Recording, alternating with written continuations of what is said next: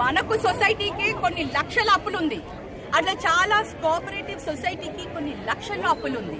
ఆ అప్పులు తీర్చమనండి ఫస్ట్, ఆ తర్వాత వచ్చి మమ్మల్ని ఉద్ధరిస్తారు వాళ్ళు. ఎమ్మెల్యే గారు వాళ్ళ నాన్న పేరు చెప్పుకొని ఉంటున్నారు, కానీ మొదట కూడా చేనేతలే ఆయనకి సహకరించారు. చేనేతలకి ఏం చేశాడు చెప్పండి? నాన్నగారి పేరు చెప్పుకొని కాదు ముందుకు పోవాల్సింది.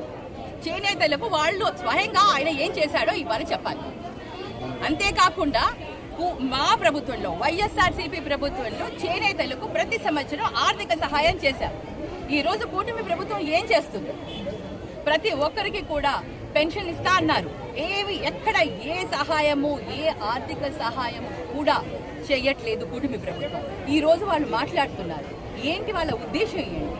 మాట్లాడినంత మాత్రాన ఎవరూ కూడా ఇక్కడ వాళ్ళ మాటలకి లొంగిపోయే వాళ్ళు ఎవరూ లేరు.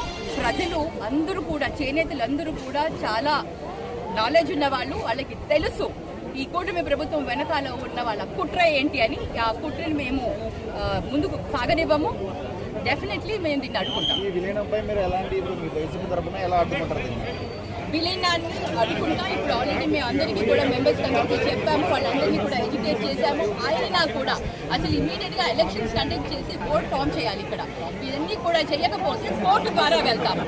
తప్పకుండా ఉద్యమాలు చేస్తాము, కోర్టు ద్వారా పోతాము. మనకి ఒక న్యాయస్థానం అనేది ఉంది కాబట్టి కోర్టు తప్పకుండా మాకు న్యాయం చేస్తుందని మేము ఆశిస్తున్నాం.